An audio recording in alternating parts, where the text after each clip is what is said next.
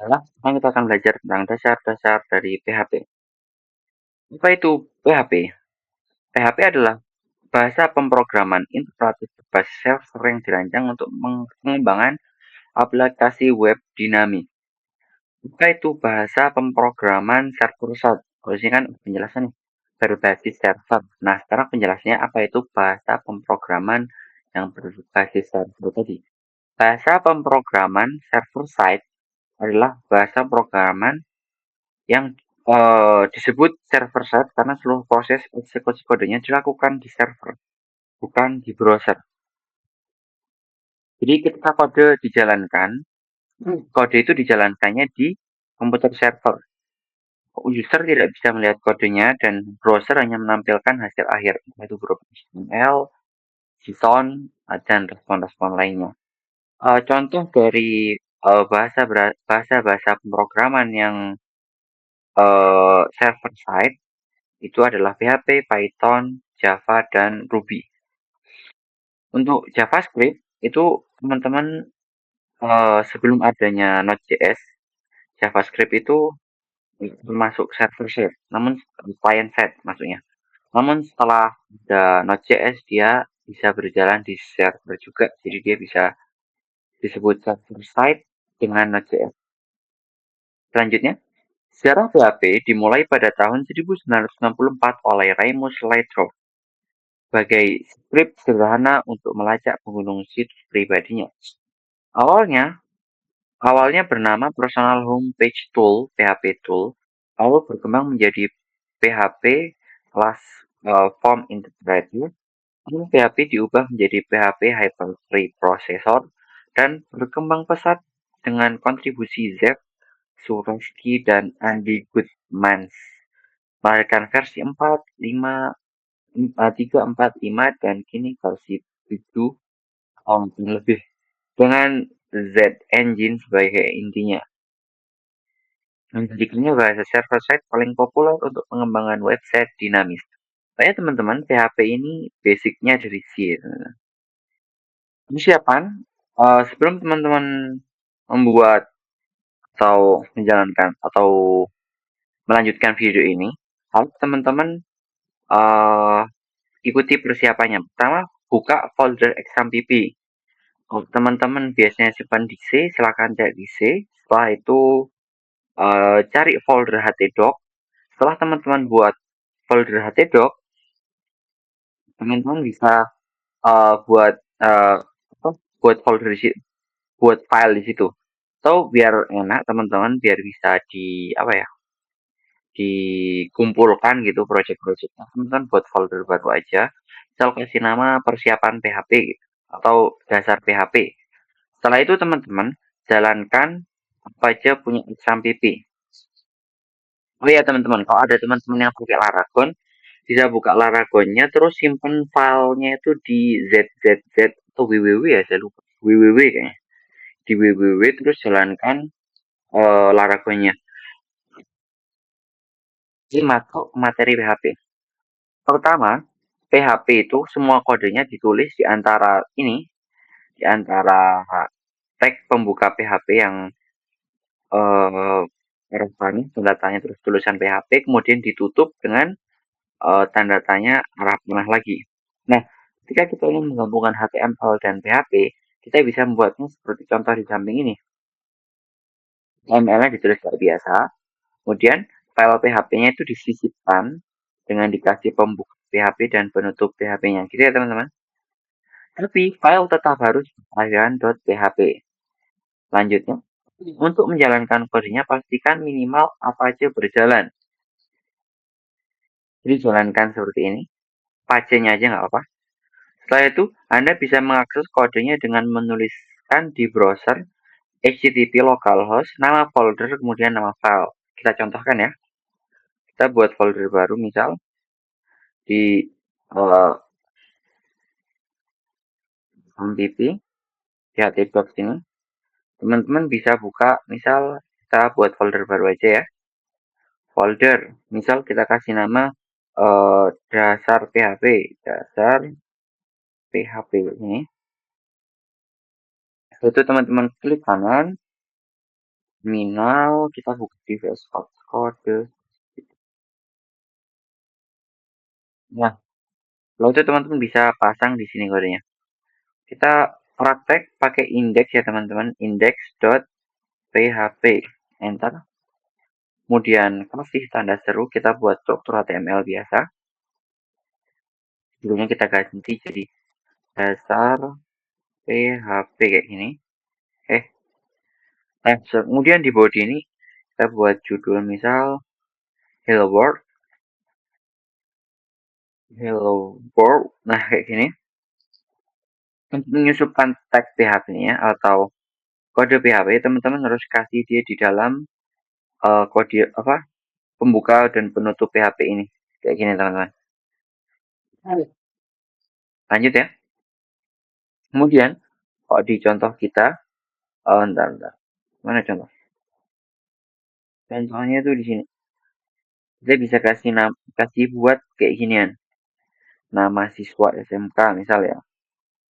Saya buat variabel. Nama misal nama Bowo. Bowo Bowo Bowo Bogor misal Bowo Bogor gitu ya. Oke. Setelah itu teman-teman bisa kasih kayak Eko. Eko ini kayak print teman-teman. Tapi untuk menampilkan di browser. Eko apa ini? Eko nama ya. Nama. Nah, kayak gini teman-teman. Untuk mengaksesnya teman-teman nggak bisa jalan go live ini. Karena PHP ini server side ya. Jadi kita harus jalankan examnya dulu. Exam PT.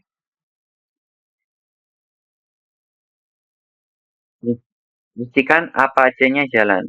Jalankan apa aja-nya. Klik gini. Untuk mengakses kodenya itu, teman-teman bisa buka tab baru, kemudian ketikkan localhost kayak gini. Ketikkan localhost, terus ganti jadi nama folder teman-teman. Nama folder penyimpanan teman-teman tadi apa? Dasar PHP ya. Jadi kita ubah jadi dasar PHP gini. Nah, maka akan muncul seperti yang kita tuliskan. Oh ya teman-teman, seandainya teman-teman ini nggak kasih nama indeks, misal jadi apa ini? Jadi kode misal kode.php. Kita harus kalau misalnya kita refresh gini dia bakal kayak gini. Bakal nampilkan kayak apa ya? Kayak struktur file gitu lah. Struktur folder, sorry. Jadi untuk biar bisa ke projectnya teman-teman harus ketikkan nama filenya kode.php. Nah, kayak gini teman-teman. Jadi saya sarankan kalau misalnya teman-teman pakai folder sendiri, teman-teman itu cukup pakai index aja biar otomatis detect file yang kita maksud. Selanjutnya,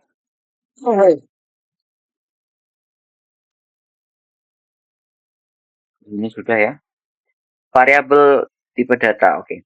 Variabel ini sama kayak kurang lebih sama lah ya kayak JavaScript waktu itu. Jadi membuat variabel itu harus didahului dengan tanda itu dolar ini, kemudian nama, kemudian di sini adalah value dari variabelnya. Teman-teman perhatikan ini bagian sini tanda dolar, kemudian contoh adalah dolar nama. Penjelasan semua variabel PHP diberi tanda dengan dolar awalnya. Kemudian kata nama di sini setelah dolar kan ada tulisan nama nih.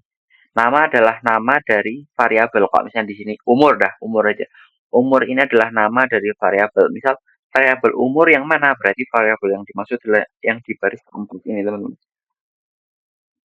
Selanjutnya tanda sama dengan atau operator assignment mengisi nilai ke variabel. Jadi ketika uh, umur ini dipanggil, dia otomatis membawa nilai 17. Sama dengan tinggi, ketika tinggi ini dipanggil, dia akan membawa nilai 166,5. Kemudian titik koma mengakhiri setiap statement. Nah, berbeda dengan JavaScript ya teman-teman. PHP ini wajib dikasih titik koma dan pastikan harus ada titik koma. Kalau nggak gitu dia bakal error gitu ya teman-teman. Selanjutnya aturan penamaan variabel sama kayak JavaScript. Nama yang boleh huruf kecil, jadi dia boleh diawali dengan huruf kecil. Kemudian untuk memisahkan dua kata, dia bisa pakai underscore atau pakai camel case. Kemudian awal underscore itu boleh. Jadi variabelnya, nama variabel itu boleh didahului dengan underscore. Setelah itu, variabel juga boleh mengandung angka selama dia tidak di awal, teman-teman. Ini ya. Selanjutnya, uh, bagian ini. Nama yang tidak boleh diawali dengan angka. Nah, angka di awal itu tidak boleh. Angka di tengah boleh, di awal nggak boleh. Kemudian pemisah antara antar kata, misal variabel ini memiliki dua kata atau lebih, dia itu nggak boleh pakai strip, teman-teman. Boleh juga pakai spasi. Oke, setelah itu dia juga tidak boleh tanpa tanda dolarnya. Selain itu, dia juga tidak boleh menggunakan kata kunci PHP. Maksudnya PHP sudah punya nama-nama ini. Contohnya Eko. Eko kan bawaan PHP. Nah, kita nggak boleh buat variabel dengan nama yang sama, gitu ya teman-teman. Setelah itu di sini ada sedikit tambahan ya. Ketika teman-teman menggunakan titik petik 2, variabel akan diganti dengan nilainya interpolation. Tapi kalau misalnya menggunakan petik 1, ditampilkan apa adanya. Contoh aja langsung ya ke itunya, ke codingannya. Misal kita pakai petik 1 dulu, ntar kita hapus di sini. Kita petik 1 dulu ya. Halo, halo, dolar, Bowo, Bowo, Bowo, ini ya. Kalau kita lihat hasilnya, oh, ntar kita jadi indeks, jadikan indeks. Oh, ya. Dia jadi gini, halo Bowo. Tetap maksudnya dolarnya, oh sorry, nggak ada variabel Bowo. Bowo. Halo nama. Ini ketika dipanggil dia akan menampilkan apa adanya, bukan memanggil variabel yang telah kita buat. Berbeda dengan misalnya kita ganti jadi petik 2 ya. Ctrl X, ganti petik 2 misal. Oke. Nah, dia kalau kita refresh, dia akan menampilkan variabel yang dipanggil, yang tertulis gitu ya. Dari codingannya pun warnanya bakal beda teman-teman. Jadi teman-teman perhatikan teliti antara petik 1 dengan petik 2-nya. Oke. Lanjut. Setelah itu penggunaan variabel kita ada tipe-tipe data. Pertama seperti string. String ini menyimpan segala sesuatu di dalam tanda petik. Oke. Kemudian integer ini menyimpan segala angka, baik itu minus, yang penting bukan koma ya teman-teman, baik itu plus atau minus, bilangan bulat lah intinya. Tapi syaratnya dia nggak boleh terbungkus oleh petik. Jika dia terbungkus petik, walaupun dia angka, dia akan masuknya ke string teman-teman. Kemudian float, float adalah bilangan desimal. Bedanya dengan integer, dia itu memiliki titik atau koma. Misal pi, gitu. Misal 1000,1, nah dia masuknya float. Kalau misalnya 1000 pas, itu masuknya integer. Biasanya dia digunakan untuk sesuatu yang koma, untuk detail-detail kecil gitu. Detail-detail yang sesuatu yang membutuhkan detail. Kemudian boolean. Boolean ini nilainya adalah true atau false. Kegunaannya biasanya buat memastikan user sudah login atau belum, atau user boleh apa ya. Oh intinya dia tentang boleh tidak, true false gitu. Array adalah kumpulan data. Kemudian null adalah variabel tanpa nilai. Oh ya teman-teman, null ini contoh bukan contoh. Null ini ya null ya, nggak ada kata lain untuk mendeskripsikan null selain null. Berbeda dengan yang lain. Kemudian array, array ini nanti kita bahas lebih detail. Tapi sekarang array adalah kumpulan data. Dia bisa menyimpan semua tipe data yang ada di atasnya. Selama dia syaratnya dia ya, syaratnya harus ada pakai kurung kotak. Oke, kemudian satu nilai dengan nilai lain itu dipisahkan dengan koma. Lanjut, array atau kumpulan data. Array ini ada dua, array indexed atau array associative. Jadi array indexed ini mengakses array-nya itu dari berdasarkan indeks. Misal ketika kita akses buah buah kosong itu, maka outputnya akan apple. Karena outputnya akan apple. Karena apple ini indeksnya 0. Berbeda dengan array asosiatif. Asosiatif ini mengaksesnya menggunakan key-nya. Key di sini ada nama, kelas, umur, pokok di sebelah kiri. Di sebelah kiri ini adalah key-nya, teman-teman. Kemudian bagian kanan adalah value-nya. Jadi ketika teman-teman ingin mengakses value-nya, teman-teman cukup mengakses key-nya. Paham ya?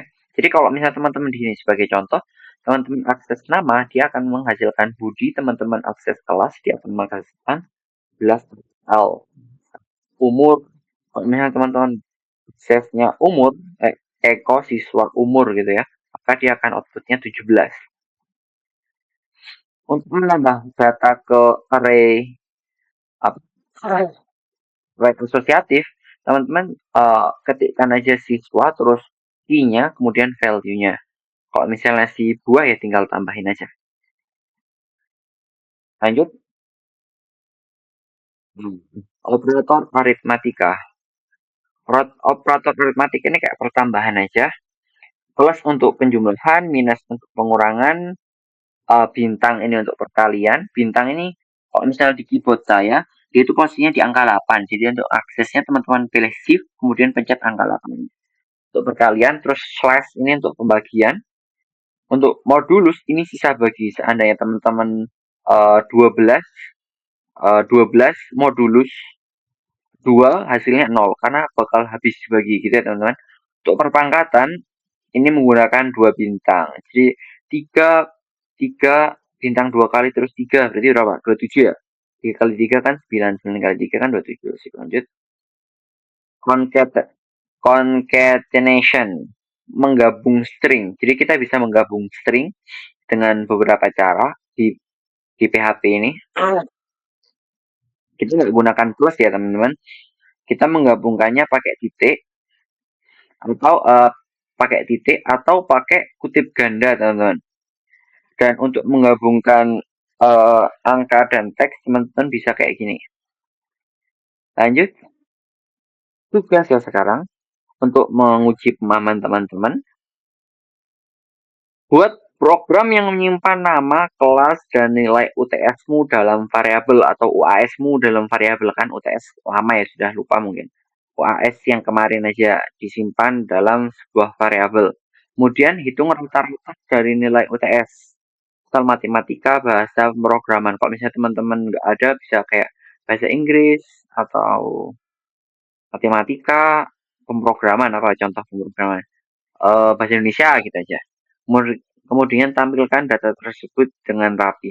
Rata-ratanya ini bisa teman-teman tulis menggunakan rumus rumus rata-rata, rumus median menggunakan operator aritmatika ini.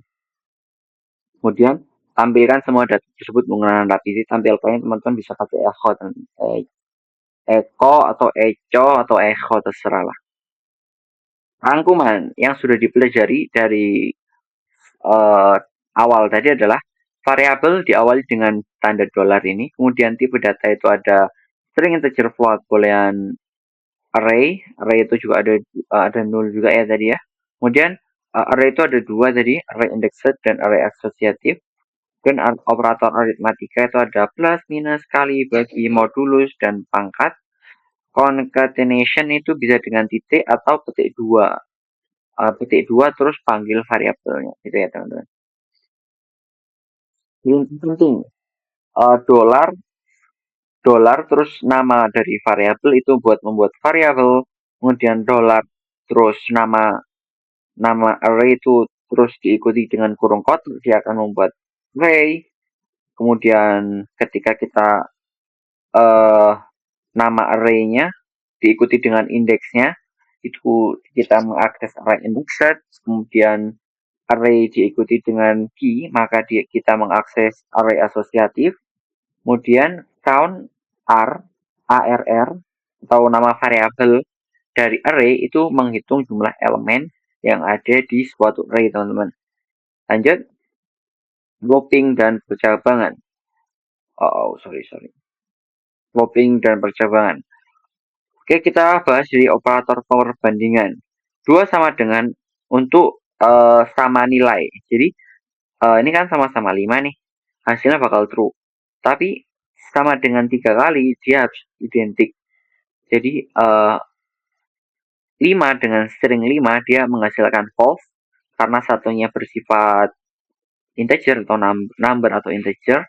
Yang satunya bersifat string. Kemudian tanda seru sama dengan tidak sama dengan. Jadi 5 tidak sama dengan 3 hasilnya true, tapi 5 tidak sama dengan 5 bakal false ya teman-teman. Kemudian lebih besar itu untuk mengisyaratkan sesuatu yang lebih besar. Wah, ini saya lupa ke copy juga. Ini sebenarnya cukup ini lebih kecil itu untuk apa ya? Tanda suatu angka itu lebih kecil, ada juga lebih kecil sama dengan, juga lebih besar sama dengan, lebih besar sama dengan atau lebih kecil sama dengan gitu ya. Perbedaan dengan lebih kecil sama dengan lebih kecil biasa adalah ketika teman-teman maksud adalah lebih kecil saja, maka angka misal 3 lebih kecil sama 3 lebih kecil dari 3, dia bakal false karena 3 itu sama dengan 3. Tapi kalau misalnya teman-teman pakai lebih kecil sama dengan, jadinya 3 kurang dari sama dengan 3 bakal true. Oke, masuk ya. Sekarang operator logika. Operatornya kita bisa pakai tanda dan, simbol dan ini 2 kali. Itu and. True jika semua kondisinya true. Kondisi awal true, kondisi kedua true, atau seluruh kondisinya true, maka dia akan menghasilkan true. Kemudian, ketika teman-teman pakai strip 2 ini, atau kayak apa ya, pokoknya ini kok di keyboard saya, simbolnya dia itu di atas enter, tapi teman-teman aksesnya harus pakai shift.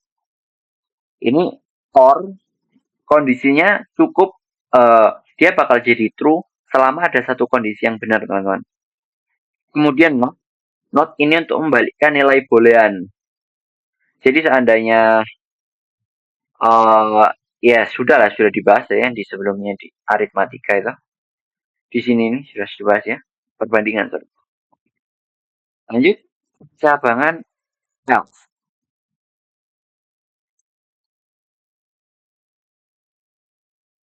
Cabangan if else. Teman-teman perhatikan di sini sebelah kanan. Teman-teman dimulai dengan kata if, kemudian masukkan kondisinya. Nah, setelah kondisi, teman-teman kasih kurung kurawal. Nah, di dalam kurung kurawal ini, blok kode yang dijalankan ketika kondisi terpenuhi, kondisi setelah if terpenuhi. Sebagai contoh nih, if nilai lebih dari sama dengan 75, maka jalankan selamat kamu lulus. Maka kode ini akan dijalankan selama nilai variabel di atas ini lebih dari sama dengan 75. Jadi seandainya nilainya adalah 60, maka kode echo selamat Anda lulus, dia nggak akan dijalankan. Kemudian else if itu memberi kondisi kedua, teman-teman. Kondisi kedua, misal jika nilai di atas lebih dari sama dengan 75, selamat kamu lulus, jangan gerah. Nih, jika misal ya, kita ganti hari aja biar lebih enak. Jika hari itu sama dengan Senin, maka selamat kamu bekerja. Else if jika hari sama dengan Jumat, Eko jadi selamat besok libur, else-nya kamu bekerja. Ya, gitu. Jadi akan menjalankan kondisinya. Pokok kita pengen memberi kondisi lain dari kondisi awalnya, gitulah ya. Kemudian else ini dijalankan ketika semua kondisi sebelumnya false. Oh ya teman-teman, ada yang namanya ternary operator. Jadi kita bisa menulisnya jadi satu baris. Status sama dengan nilai 75, tanda tanya lulus, titik dua remedial. Jadi yang pertama ini ketika kondisi true, kemudian yang kedua ini ketika kondisi false. Ini biasanya buat apa ya? Buat misal kalau misalnya dia login sebagai admin, dia akan lihat halaman A. Ketika dia login sebagai user, dia melihat halaman B. Nah, untuk membuat kode yang singkat, teman-teman bisa pakai ini, pakai binary operator. Jadi, nama dari variabelnya, misal $1 sama dengan nilai lebih dari sama dengan 75. Seandainya dia seandainya kondisi ini true, dia akan menampilkan lulus. Terus kemudian titik dua dia kondisi false-nya. Kondisi penggabungan and or ini buat yang tadi pengkondisian. Ini sebenarnya kita sudah bahas di JavaScript ini. Jadi makanya saya ini sudah kita bahas di JavaScript, jadi kita nggak akan ulangi lagi. Kita cukup lihat di presentasi saya aja. Jadi nih contoh, if umur lebih dari sama dengan 17 tahun dan punya KTP, maka boleh buat SIM. Jika kondisinya tidak terpenuhi, maka belum boleh buat SIM. Nah, untuk sekarang ini kira-kira kondisinya apa teman-teman? True ya teman-teman. Yang dijalankan adalah boleh buat SIM. Karena di atas ini umurnya sudah 17 tahun, kemudian dia juga sudah punya KTP. Kemudian or ini salah satu kondisi saja terpenuhi sudah cukup. Contohnya kayak gini.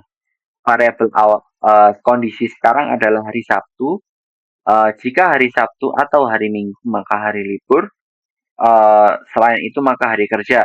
Maka dia tetap akan menjalankan yang hari libur karena kita pakai or. Dan membalik string sama. Jadi ketika kondisinya ini false, maka dia akan menjalankan yang true. Oke, lanjut. Ini rangkuman atau penjelasan. Jika nilai pertama dan nilai kedua, ini yang pertama yang n ya. Jika nilai pertama true, nilai kedua true, hasilnya true. Jika nilai pertama true, nilai kedua false, hasilnya false. Nilai pertama false, nilai kedua true, hasilnya false. Nilai ke satu pertama true, false, nilai kedua false, hasilnya false. Kalau or ini kan syaratnya yang penting satu kondisi terpenuhi ya. Jadi ketika nilai satu true, nilai dua true, hasilnya true, nilai pertama true, hasilnya nilai kedua true, hasilnya true, nilai pertama true, nilai pertama false, nilai kedua true, hasilnya true, nilai kedua false, nilai pertama false, hasilnya false. Oke? Yang penting kalau n ini semuanya harus true, kalau or ini semuanya harus false. Yang n ini ketika semuanya true baru dia bisa jadi true. False ini or ini cuma bisa jadi false kalau semuanya false. Oke. Lanjut. Switch case. Switch case ini kayak if else, cuman penggunaannya untuk sesuatu yang nggak bisa dibanyakin gitu. Jadi bagus lah, bagus switch case. Sebagai contoh nih, buat hari. Sekarang hari Senin. Switch hari. Kondisi hari Senin, maka jalankan semangat awal pekan. Kemudian ketika dia kondisinya Selasa, kondisinya Rabu, kondisinya Kamis, jalankan tetap produktif. Jumat, ketika kondisi ketika Jumat, jalankan pagi weekend. Kemudian default, hari tidak valid. Saya jelaskan dulu. Oh ya teman-teman, jangan lupa break. Tanpa tanda break, PHP akan menjalankan semua case di bawahnya. Fall through. Oke, jadi teman-teman kesannya di sini nggak ada breaknya. Walaupun sekarang itu hari, pokok kalau nggak ada breaknya, walaupun kondisinya terpenuhi, dia akan menjalankan kondisi setelahnya. Oke? Oke teman-teman, ketika semua kondisi nggak ada, case-nya itu nggak ada semua, dia akan menjalankan default secara otomatis. Loop for ini sama kayak di JavaScript, diawali dengan kata for ya teman-teman. Strukturnya adalah variabel atau pertama ini adalah kondisi awal, kondisi awal, kemudian uh, yang kedua adalah kondisi, bagaimana syarat atau persyaratan lah ya. Kemudian baris selanjutnya adalah loop ini ngapain ya. Sebagai contoh, for i jadi kondisi awal itu 1, kemudian yang dilakukan i adalah selama i itu kurang dari 5, maka dia harus bertambah i plus plus gitu. Itu di JavaScript. Loop while gunakan while ketika perulangan tergantung pada kondisi dan kamu tidak tahu pasti kapan berapa kali akan terulang. Oke, while. Jadi while ini kan ketika i kurang dari sama dengan 5,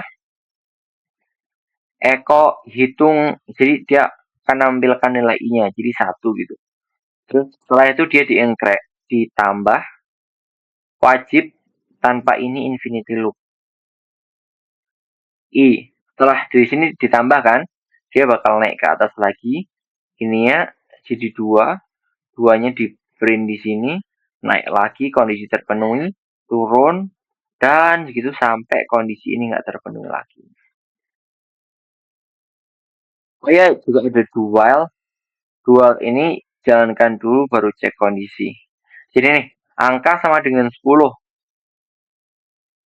Jalankan dulu. Jadi Eko angka. Dia bakal ngeprint 10 dulu, baru dicek kondisinya. Ketika kondisinya nggak sesuai, baru dia berhenti. Lanjut. For each array. Jadi kita bisa mengakses array dengan sekali panggil gitu. Ini jadi gini. Kata for each. Teman-teman perhatikan variabelnya. Kita pakai index set. Misalnya yang index set ini teman-teman cukup buah as item. Item ini jadi bentuk tunggalnya gitu ya teman-teman. Buah as item. Kita cek aja dong.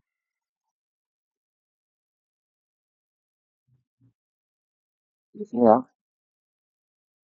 Misal variabel buah sama dengan array. Jangan lupa titik koma. Pertama misal apel. Apel. Enggak.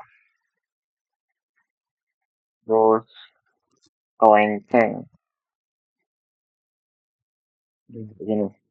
Teman-teman bisa akses si buah ini, kemudian kita print semuanya dengan menggunakan yang for each tadi. Pertama kodenya, atau sintaksnya for each ini untuk setiap dari gitu kan, untuk setiap dari variabel buah, tunggalnya adalah misal item ini,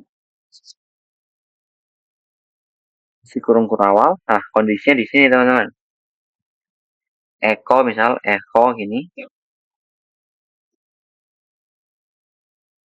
dolar item, kayak gini.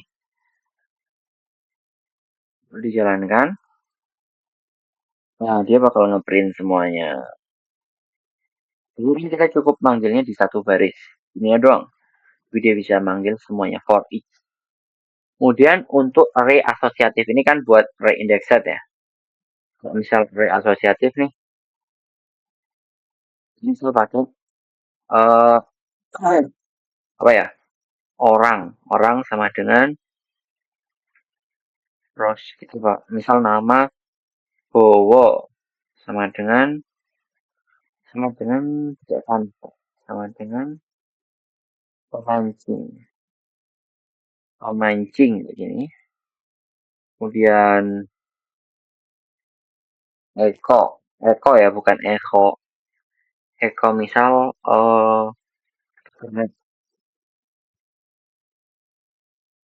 satu lagi biar enak. Terus misal Dito, si Dito, ya JS. Nah, nah gini bisa teman-teman.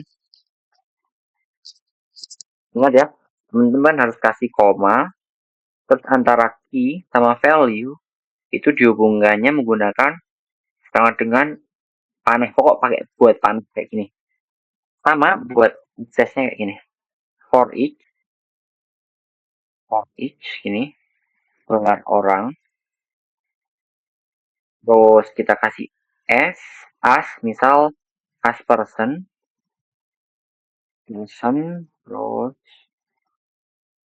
isi sama dengan uh, kurang lebih dari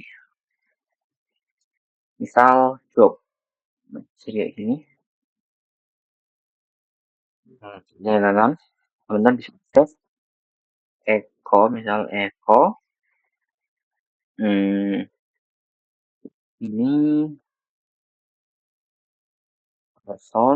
dolar ya, pakai dolar lupa. Person adalah seorang job kan, misal job nih, dia bakal di print semua enter. Ada yang ya harus ada titik koma ya, semikolom. Sekarang kalau kita refresh menemukan bahwa adalah seorang pemancing, Eko adalah seorang peternak, itu adalah seorang JS. Jadi teman-teman, lanjut latihan. Buat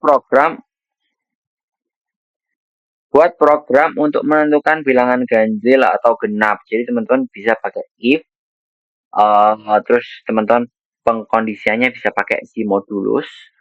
Kemudian buat perkalian 1 sampai 10 menggunakan for loop, oke? Ini untuk menguji pemahaman teman-teman tentang for loop. Dan buat program untuk menampilkan hari dalam seminggu menggunakan switch. Contohnya sudah ada yang tadi itu. Switch itu teman-teman bisa lihat ke belakang. Kemudian buat daftar siswa menggunakan for each dan tampilkan dengan styling HTML yang menarik. Ini untuk menguji pemahaman teman-teman tentang for each. Rangkuman. Di sini kita sudah belajar tentang if else, terus switch. Kemudian kita juga sudah belajar perulangan menggunakan while, for each, gitu ya. Lanjut. Sekarang kita masuk ke function, teman-teman. Function. Apa itu fungsi? Fungsi itu seperti mesin khusus. Kamu masukkan bahan atau parameter di sini nyebutnya. Mesin memproses lalu keluar hasil, return value. Jika teman-teman tanpa fungsi, teman-teman bakal membuat kayak gini. Misal visi 1 sama dengan 5, luas 1 sama dengan sisi 1 kali 1 gitu. Jadi setiap ada sesuatu, teman-teman bakal nulis kodenya berulang dan ini bakal panjang. Kode yang baik, semakin dikit kodenya itu semakin baik teman-teman. Jadi kayak gini itu nggak disarankan. Kita disarankan dengan membuat fungsi. Jadi teman-teman cukup menulis fungsinya, kita bisa menulis perkalian yang tadi ini sebanyak-banyak yang kita mau. Oke, lanjut. Membuat fungsi. Sama, kata function. Kata function ini wajib, nggak bisa diganti. Kemudian nama fungsi. Nama fungsi ini bisa terserah teman-teman, tapi usahakan ketika teman-teman membuat fungsi itu merepresentasikan dari kegunaan fungsi ini. Kemudian parameter adalah data yang dikirim ke fungsi dan ini sifatnya opsional. Kemudian blok kode yang akan dijalankan. Kemudian kita bahas return value, fungsi dengan return, mengembalikan hasil. Kalau kayak gini ini mengembalikan hasil ya teman-teman. Jadi ketika teman-teman panggil fungsinya, dia akan menghasilkan output karena kita pakai return di sini di fungsinya. Oke, sama. Oke, sip. Ya, untuk beberapa kasus nanti ke depannya, kalau teman-teman sudah jauh gitu ya, return itu kadang cuma dikasih return terus langsung titik dua. Perbedaan echo sama return.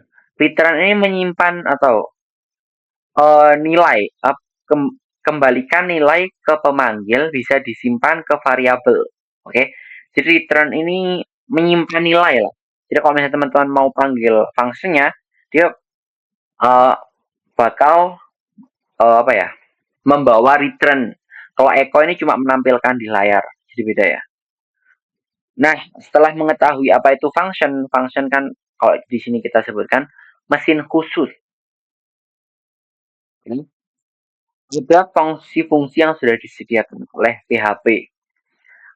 Di antara yang jelas string str ini string, len ini length ya. Jadi dia untuk mengetahui panjang string, kemudian string to update ini untuk menjadikan hurufnya besar semua kayak gini kan. Dimasukkan ini halo kecil semua jadi outputnya besar. Kalau to lower ini jadi kecil semua. U UC ini di capital first jadi besar. Di huruf pertamanya aja ya. Kalau misalnya UC word ini di setiap katanya. Trim itu menghapus spasi. Ini penting ya teman-teman. Trim ini biasanya dipakai di form input. Biasanya ada checking, kita pakai trim. Kemudian juga di string letters untuk mengganti X dan lain-lain. Ini fungsi matematika, teman-teman bisa baca sendiri, praktek sendiri, teman-teman tahu teman-teman praktek sendiri. Dan juga fungsi tanggal lah. Fungsi tanggal ini sebenarnya date. Yang beda-beda itu formatnya teman-teman. Day, month, year, day, month, year, keliru. Kemudian D itu date, date. Kemudian F ini itu mana? Month tapi yang pakai Januari gitu ya. Itu year.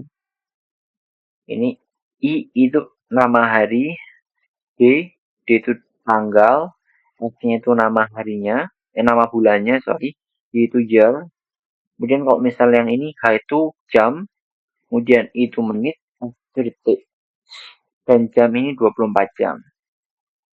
Ini 12 jam. Latihan, buat fungsi hitung umur yang mengembalikan umur ya. Kemudian buat fungsi cek genap yang return value, yang return true jika genap. Buat fungsi format rupiah, menambahkan RT dan pemisah ribuan. Terus membuat fungsi hitung BMI, body mass index. Berat tinggi, jadi dia fungsinya ini nerima parameter berat sama tinggi gitu. Dan tentukan kategori. Kategorinya itu kayak kurus, ideal, gendut, obesitas, kayak gitu. Ringkasan materi yang sudah kita pelajari. Prinsip dan cara kerja, variabel dan tipe data, ini yang dari awal tuh. Percabangan, if, switch, kemudian if else, bla bla bla, perulangan, for, while, for each, kemudian fungsi itu fungsi cara membuat function, parameter, return, echo dan lain sebagainya. Oke. Terima kasih teman-teman. Itu yang bisa kita bahas.